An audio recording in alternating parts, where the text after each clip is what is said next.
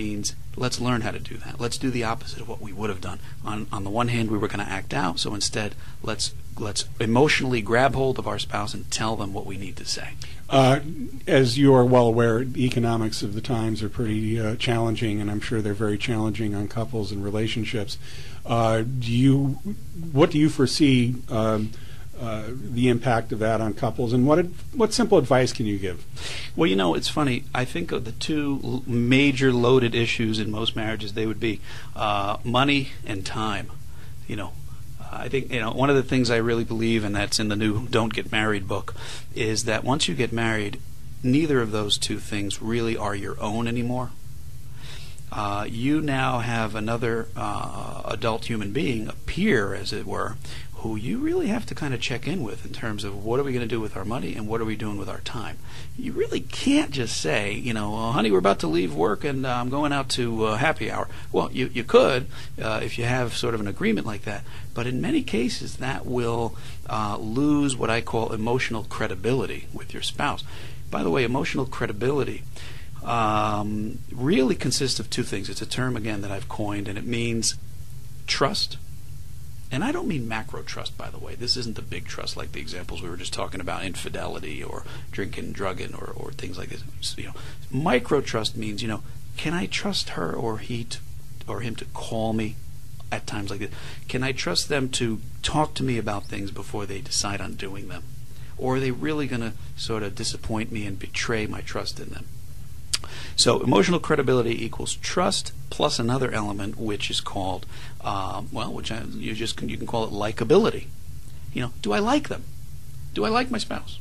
You know, not again. This is we're trying to go away from the true love, in love. I'm not in love, but I'm in love. How does it go? I love them, but I'm not in love anymore. I don't know. I never played the song. Yeah, right. So I didn't. You know, but we're trying to get away from that because it's a setup for disaster. And, you know, over 10,000 hours of individual and couples work with people have taught me this. And so instead we're trying to move towards concepts like emotional credibility. You know, does my spouse like to have me around because I'm trustworthy? You know, or do I enact my childhood impulses without checking in with them? I don't communicate. I don't listen to them. I don't validate their feelings. You know, then you're going to lose emotional credibility. I even have a point system in the book about that, emotional credibility points, EC points. Am I losing EC points or am I gaining EC points at any given time, any given day? Just for one quick example, if I'm repairing something for my wife, let's say, gosh, I don't even know. Let's say I'm working on her bicycle. Not that I'd have to, because she'd have it fixed before I even knew what the problem was.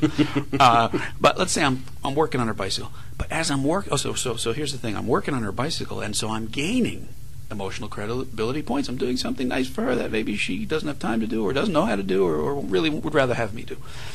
So now I'm gaining EC points, emotional credibility points, right? Mm-hmm. Now, what if as I'm working on the bicycle, I'm, you know, doing the old swearing thing? I'm like, oh, this blah, blah, blah thing, and this blah, blah, I can't, you know. I can't imagine you ever doing that. No, absolutely not. My halo is too big.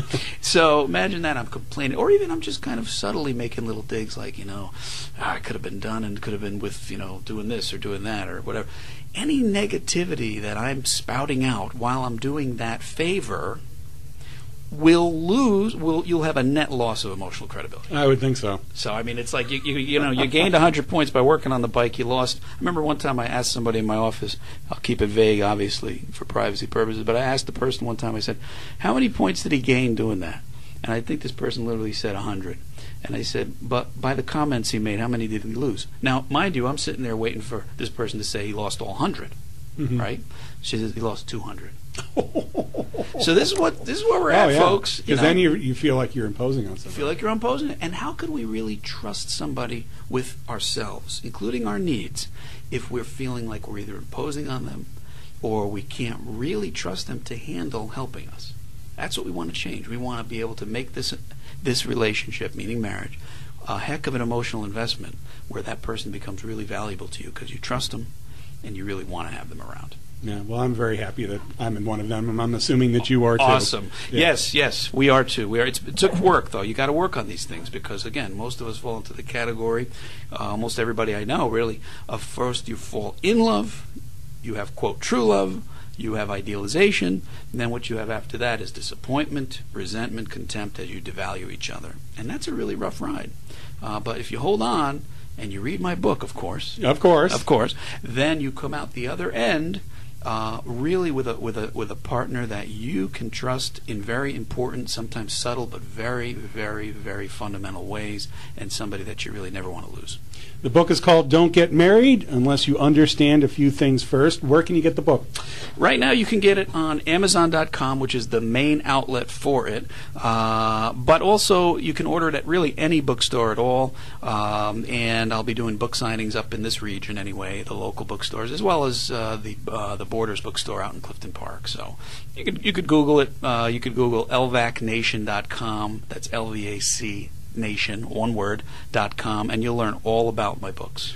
Do me a favor, when you do the book signings, can you send me an email and I'll post it on the website? I will absolutely do that. I'd be happy, in fact, to do that, John. Thank you. And you have a website? Yes, there's the LVAC Nation one, which is, again, LVAC Nation, all one word, .com, no space between LVAC and Nation. And then there's the other website, which is drferraioli.com. That's DR, no period, and then FERRAIOLI.com.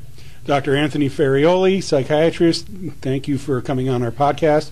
This has been the Modern Medicine Podcast. We're hopefully going to have many more. And please come back to the website, www.aldmed, for many more.